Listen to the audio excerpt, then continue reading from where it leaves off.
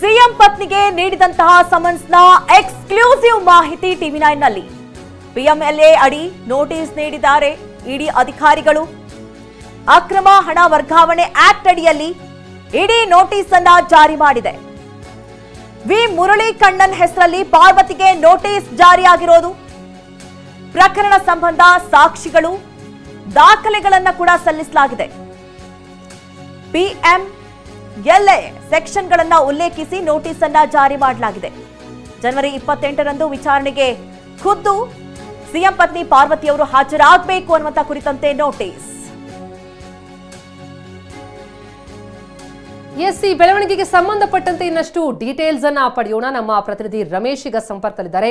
ರಮೇಶ್, ಇಡಿಯಿಂದ ಏನು notice ಜಾರಿಯಾಗಿದೆ CM ಪತ್ನಿ ಪಾರ್ವತಿಯವರಿಗೆ, ಅದರಲ್ಲಿರುವಂತಹ ಪ್ರಮುಖ ಅಂಶಗಳನ್ನ ಗಮನಿಸ್ತಾ ಹೋದಾಗ ತಾವಾಗಲೇ ವಿವರಿಸ್ತಾ ಇದ್ರಿ ಪಿಎಂಎಲ್ಎ ಆಕ್ಟ್ ಅಡಿ ಯಾವೆಲ್ಲ ಅಂಶಗಳಲ್ಲಿ ಪ್ರಮುಖ ಆಗತ್ತೆ ಅಂತ. ಏನ್ ಹೇಳ್ತಾ ಇದೆ ನೋಟಿಸ್? ಈ ಎರಡನೇ ಸಮಸ್ಯೆಯಲ್ಲಿರುವಂತಹ ಅಂಶಗಳನ್ನ ಹೇಳೋದಾದ್ರೆ ಎಷ್ಟು ಅವರಿಗೆ ಗಂಭೀರ ಆಗತ್ತೆ? ಅವರು ವಿಚಾರಣೆಗೆ ಆಗಲೇಬೇಕಾದಂತಹ ಒಂದು ಪರಿಸ್ಥಿತಿ ಇದೆಯಾ? ಖಂಡಿತ ಇದೆ ಪ್ರತಿಮಾ. ಹೀಗಾಗಿನೇ ಅವರು ಇವತ್ತು ತುರ್ತಾಗಿ ಹೈಕೋರ್ಟ್ಗೆ ರಿಟ್ ಅರ್ಜಿಯನ್ನು ಸಲ್ಲಿಸಿ ಈ ಒಂದು ಮನವಿಯನ್ನು ಮಾಡ್ತಾ ಇದ್ದಾರೆ. ನಮಗೆ ಕಾಲಾವಕಾಶ ಕೊಡಿ, ಅಂದರೆ ಈ ಒಂದು ಆದೇಶಕ್ಕೆ ತಡೆಯಾಜ್ಞೆಯನ್ನು ಕೊಡಿ ಸಮನ್ಸ್ಗೆ ಅಂತೇಳಿ ಮನವಿಯನ್ನು ಮಾಡ್ತಾ ಇದ್ದಾರೆ. ಯಾಕಂದರೆ ಇದು ಎರಡನೇ ಸಮನ್ಸು.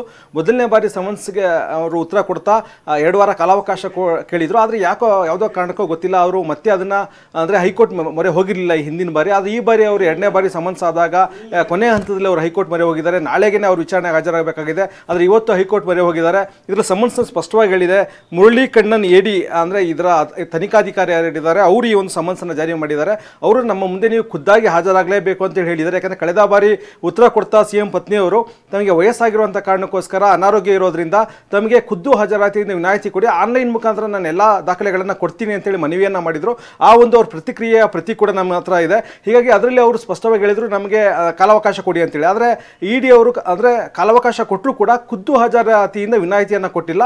ಬದಲಾಗಿ ನೀವೇನೇ ಖುದ್ದಾಗಿ ಹಾಜರಾಗಬೇಕಾಗಿದೆ, ಅಗತ್ಯ ದಾಖಲಾತಿಗಳೊಂದಿಗೆ 28ನೇ ತಾರೀಕು ನೀವು ನಮ್ಮ ಕಚೇರಿಗೆ ಖುದ್ದಾಗಿ ಹಾಜರಾಗಬೇಕು ಅಂತೇಳಿ ಸಮನ್ಸ್ನಲ್ಲಿ ಸ್ಪಷ್ಟವಾಗಿ ಹೇಳಿದ್ದಾರೆ. ಹೀಗಾಗಿ ಈಗ ಪಾರ್ವತಿಯವರು ನಾಳೆ ಖುದ್ದಾಗಿ ಹಾಜರಾಗಬೇಕು. ಎರಡನೇ ಬಾರಿನೂ ಅವರು ಹಾಜರಾಗದೇ ಇದ್ದರೆ ಆಗ ಬಲವಂತದ ಕ್ರಮ ಅಂದರೆ ಅವರೇ ಬಂದು ಕರ್ಕೊಂಡು ಹೋಗುವಂಥ ಸಾಧ್ಯತೆಗಳು ಕೂಡ ಇರುತ್ತೆ. ಹೀಗಾಗಿಯೇ ಈ ಒಂದು ಮುನ್ನೆಚ್ಚರಿಕೆಯಿಂದ ಈಗ ಹೈಕೋರ್ಟ್ ಮೊರೆ ಹೋಗಿದ್ದಾರೆ. ಹೈಕೋರ್ಟ್ನಲ್ಲಿ ಈ ಸಮನ್ಸ್ಗೆ ತಡೆಯಾಜ್ಞೆಯನ್ನು ಕೇಳ್ತಾ ಇದ್ದಾರೆ. ಹೀಗಾಗಿ ಇವತ್ತು ಸಂಜೆ ಒಳಗೆ ಹೈಕೋರ್ಟ್ ಈ ಬಗ್ಗೆ ಒಂದು ಆದೇಶವನ್ನು ಕೊಡೋ ಸಾಧ್ಯತೆ ಇದೆ. ಅಂದರೆ ಇವರು ನಾಳೆ ವಿಚಾರಣೆಗೆ ಪಾರ್ವತಿಯವರು ಖುದ್ದಾಗಿ ಹಾಜರಾಗಬೇಕಾ ಅಥವಾ ಹಾಜರಾತಿಯಿಂದ ಏನಾದರೂ ವಿನಾಯಿತಿ ಸಿಗುತ್ತಾ ಅನ್ನೋದನ್ನು ಹೈಕೋರ್ಟ್ ತೀರ್ಮಾನ ಮಾಡಬೇಕಾಗಿದೆ. ಜೊತೆಗೆ ಇದರಲ್ಲಿ ಈ ಒಂದು ಸಮನ್ಸಲ್ಲಿ ಸ್ಪಷ್ಟವಾಗಿ ಹೇಳಲಾಗಿದೆ ಪಿಎಂಎಲ್ಎ ಕಾಯ್ದೆ ಸೆಕ್ಷನ್ 50 ಕೆಳಗಡೆ ಈ ಒಂದು ಸಮನ್ಸನ್ನು ಜಾರಿ ಮಾಡ್ತಾ ಇದ್ದೀವಿ ಅಂತೇಳಿ. ಹೀಗಾಗಿ ಸೆಕ್ಷನ್ 50 ಇರೋದು ಪ್ರೊಸೀಡ್ಸ್ ಆಫ್ ಕ್ರೈಮ್ ಅಂದರೆ ಅಪರಾಧದ ಮೂಲದಿಂದ ಸಂಗ್ರಹಿಸಿದ ಅಂತ ಹಣ ಇವರ ಬಳಿ ಇದೆ ಅನ್ನೋ ರೀತಿಯ ಒಂದು ನೋಟಿಸ್ ಇದು. ಹೀಗಾಗಿ ಇದೊಂದು ಬಹಳ ಗಂಭೀರವಾಗಿ ಇಡಿ ಇದನ್ನು ಪರಿಗಣಿಸಿದ ಅನ್ನೋದು ಮೇಲ್ನೋಟಕ್ಕೆ ಸ್ಪಷ್ಟವಾಗಿದೆ. ಹೀಗಾಗಿಯೇ ಈಗ ಪಾರ್ವತಿಯವರು ಹೈಕೋರ್ಟ್ ಮೊರೆ ಹೋಗಿದ್ದಾರೆ. ಪ್ರತಿಮಾ. ರಮೇಶ್, ಈಗ ನಾವು ಗಮನಿಸಿದ್ವಿ ಈಗ ಅಂದ್ರೆ ಡಿಸಿಎಂ ಡಿಕೆಶಿ ಅವರ ಹೇಳಿಕೆಗಳನ್ನು, ಅಂದ್ರೆ ರಾಜಕೀಯ ಪ್ರೇರಿತ ಅನ್ನುವಂತಹ ಮಾತುಗಳನ್ನು ಅವ್ರು ಹೇಳ್ತಿದ್ದಾರೆ. ಅದು ಒಂದು ಮತ್ತೊಂದು ಭಾಗ. ಆದ್ರೆ ಅವ್ರು ಮತ್ತೊಂದು ವಿಷಯ ಹೇಳ್ತಾರೆ, ಒಂದು ಸಂಸ್ಥೆ ವಿಚಾರಣೆ ನಡೆಸ್ತಾ ಇರುವಂತಹ ಸಂದರ್ಭದಲ್ಲಿ ಇನ್ನೊಂದು ಸಂಸ್ಥೆ ಹೇಗೆ ವಿಚಾರಣೆ ನಡೆಸೋದಕ್ಕೆ ಸಾಧ್ಯ ಅಂತ. ಅದೇನಾದ್ರೂ ಇಲ್ಲಿ ಸಮಸ್ಯೆ ಆಗುತ್ತಾ? ನಿಜಕ್ಕೂ ಕೂಡ ಅದು ಕ್ವಶ್ಚನೇಬಲ್?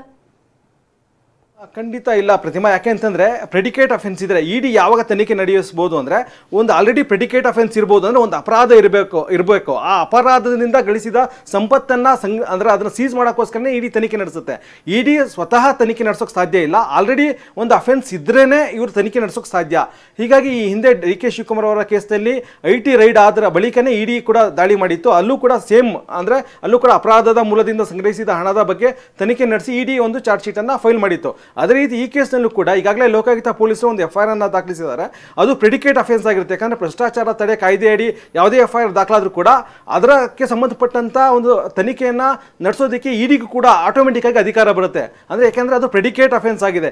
ಇಡಿ ಯಾವಾಗ ತನಿಖೆ ನಡೆಸಬಹುದು ಅಂದರೆ ಶೆಡ್ಯೂಲ್ಡ್ ಅಫೆನ್ಸ್ ಅಥವಾ ಪ್ರೆಡಿಕೇಟ್ ಅಫೆನ್ಸ್ ಇದ್ದರೆ ಮಾತ್ರ, ಅಂದರೆ ಆಲ್ರೆಡಿ ಒಂದು FIR ದಾಖಲಾಗಿದ್ದರೆ ಮಾತ್ರ ಇಡಿ ಅದರಿಂದ ಅಂದರೆ ಒಂದು ಅಪರಾಧದಿಂದ ಸಂಗ್ರಹಿಸಿದಂಥ ಹಣವನ್ನು ಸೀಸ್ ಮಾಡೋದಕ್ಕೋಸ್ಕರ ಇಡಿ ಎಂಟರ್ ಆಗುತ್ತೆ. ಹೀಗಾಗಿ ಈ ಕೇಸ್ನಲ್ಲೂ ಕೂಡ FIR ಇರೋದ್ರಿಂದ ಇವರು ತನಿಖೆಗೆ ಎಂಟರ್ ಆಗಿದ್ದಾರೆ. ಹೀಗಾಗಿ ಇವರು ಹೇಳ್ತಾ ಇರುವಂಥ ಅಂಶ ಏನಿದೆ ಅದು ಅಷ್ಟೊಂದು ಹೋಲ್ಡ್ ಮಾಡಲ್ಲ ಅನ್ಸುತ್ತೆ. ಹೀಗಾಗಿ ಈ ಅಂಶದ ಆಧಾರವನ್ನು ಕೂಡ ಆಧರಿಸಿ ಇವತ್ತು ಹೈಕೋರ್ಟ್ನಲ್ಲಿ ವಿಚಾರಣೆ ನಡೆಸುತ್ತೆ. ಹೀಗಾಗಿ ಹೈಕೋರ್ಟ್ನಲ್ಲಿ ಏನು ತೀರ್ಮಾನ ಬರುತ್ತೆ, ಏನು ಆದೇಶ ಬರುತ್ತೆ ಅನ್ನೋದನ್ನ ನಾವು ಕಾದು ನೋಡಬೇಕಾಗುತ್ತೆ. ರಮೇಶ್, ಒಂದು ವಿಚಾರಣೆಗೆ ಕರೆದಂತಹ ಸಂದರ್ಭದಲ್ಲಿ ದಾಖಲೆಗಳನ್ನ ಕೊಡಿ, ನಮ್ಮ ಪ್ರಶ್ನೆಗಳಿಗೆ ಉತ್ತರಿಸಿ ಅಂತ ಅವ್ರು ಕೇಳ್ತಾ ಇರುವಂತದ್ದು.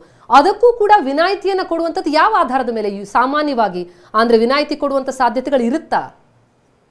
ಅಂದರೆ ಇದರಲ್ಲಿ ಲೀಗಲ್ ಕ್ವಶನ್ಸನ್ನು ಕೂಡ ಇಲ್ಲಿ ಹೇಳ್ತಾ ಇದ್ದಾರೆ. ಯಾಕಂದರೆ ಸುರೇಶ್ ಅವರು ಕೂಡ ತಮ್ಮ ಅರ್ಜಿಯಲ್ಲಿ ಒಂದೇ ಅಂಶ ಹೇಳ್ತಿದ್ದಾರೆ, ಏನಂದರೆ ತಮ್ಮ ವಿರುದ್ಧ ಯಾವುದೇ ಪ್ರೆಡಿಕೇಟ್ ಅಫೆನ್ಸ್ ಇಲ್ಲ, ಶೆಡ್ಯೂಲ್ಡ್ ಅಫೆನ್ಸ್ ಇಲ್ಲ, ತಮ್ಮ ವಿರುದ್ಧ ಇಡೀ ಈ ಸಮನ್ಸೇನೆ ಕಾನೂನು ಬಾಹಿರ ಅನ್ನುವಂಥ ಅಂಶವನ್ನು ಅವ್ರು ಹೇಳ್ತಾ ಇದ್ದಾರೆ.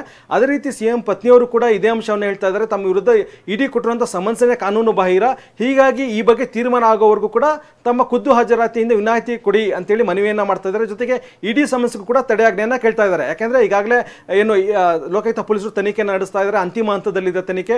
ಈ ಹಂತದಲ್ಲಿ ಇಡಿ ಇಂಟರ್ಫಿಯರ್ ಆಗಿರೋದು ಸರಿಯಿಲ್ಲ. ಜೊತೆಗೆ ಇಲ್ಲಿ ಯಾವುದು ಪ್ರೊಸೀಡ್ಸ್ ಆಫ್ ಕ್ರೈಮ್ ಇಲ್ಲ, ಯಾವುದೇ ಅಪರಾಧದ ಹಣ ನಾವು ಸಂಗ್ರಹಿಸಿಲ್ಲ. ಹೀಗಾಗಿ ಈ ಒಂದು ಕೇಸ್ನ ಒಂದು ತನಿಖೆ ನಡೆಸಿರುವಂಥದ್ದೇ ಕಾನೂನು ಬಾಹಿರ ಅನ್ನುವಂಥದ್ದು ಇವ್ರು ಮಾಡ್ತಿರುವಂಥ ವಾದ.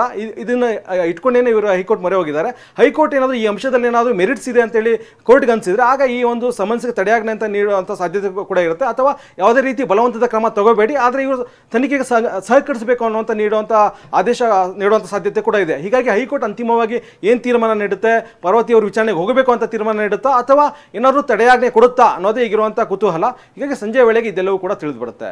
ರಮೇಶ್, ಈಗ ಹೈಕೋರ್ಟ್ನಲ್ಲಿ ಮತ್ತೊಂದು ವಿಚಾರ ಅಂತಂದ್ರೆ ಸಿಬಿಐಗೆ ವರ್ಗಾವಣೆ ಆಗಬೇಕಾ ಬೇಡವಾ ಅನ್ನೋದ್ರ ವಿಚಾರಕ್ಕೆ ಸಂಬಂಧಪಟ್ಟಂತೆ ಏನು ವಿಚಾರಣೆ ನಡೀತಾ ಇದೆ. ಆ ಸಂದರ್ಭದಲ್ಲಿ ಲೋಕಾಯುಕ್ತ ಏನು ಮಧ್ಯಂತರ ವರದಿಯನ್ನು ಸಲ್ಲಿಕೆ ಮಾಡಿದೆ, ಆ ವರದಿಯ ಅಂಶಗಳು ಈ ವಿಷಯಕ್ಕೆ ಏನಾದರೂ ಪ್ರಭಾವ ಬೀರುವಂತ ಚಾನ್ಸಸ್ ಇರುತ್ತೆ, ಅದನ್ನು ಪರಿಶೀಲಿಸಿ ಇದಕ್ಕೆ ಹೆಜ್ಜೆಯನ್ನು ಇಡಲಾಗುತ್ತಾ ಹೇಗೆ ಅಂತ?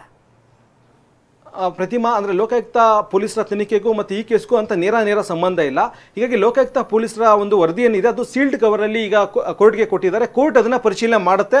ಅಂದರೆ ಇವತ್ತಿನ ಪರಿಶೀಲನೆ ಮಾಡದೆ ಹೋದರೂ ಕೂಡ ಈ ಕೇಸನ್ನ ಒಂದು ಆದೇಶವನ್ನು ಕಾಯ್ದಿರಿಸಿದ ನಂತರ, ಅಂದರೆ ಈಗ ಏನು CBI ತನಿಖೆ ಕೋರಿ ಏನು ಅರ್ಜಿ ಸಲ್ಲಿಸಿದ್ದಾರೆ ಸ್ನೇಹಮಯಿ ಕೃಷ್ಣ, ಆ ಅರ್ಜಿಯ ಒಂದು ಆದೇಶವನ್ನು ಇವತ್ತೇನಾದರೂ ವಾದ ಮಂಡನೆ ಪೂರ್ಣ ಆದರೆ ಕೋರ್ಟ್ ಕಾಯ್ದಿರಿಸುವಂಥ ಸಾಧ್ಯತೆ ಇದೆ. ಹೀಗಾಗಿ ಹೈಕೋರ್ಟ್ ಕೂಡ ಇವತ್ತು ಎಕ್ಸ್ಪ್ರೆಸ್ ಮಾಡಿದೆ. ಅಂದರೆ ವಾದ ಮಂಡನೆ ಸಂದರ್ಭದಲ್ಲಿ ನ್ಯಾಯಮೂರ್ತಿಗಳು ಕೂಡ ಹೇಳಿದ್ರು, ಈಗಾಗಲೇ ಲೋಕಾಯುಕ್ತ ಪೊಲೀಸರ ತನಿಖೆಯ ವರದಿ ತಮ್ಮ ಬಳಿ ಇದೆ, ಹೀಗಾಗಿ ಅದನ್ನು ನಾನು ಪರಿಶೀಲನೆ ಮಾಡ್ತೀನಿ.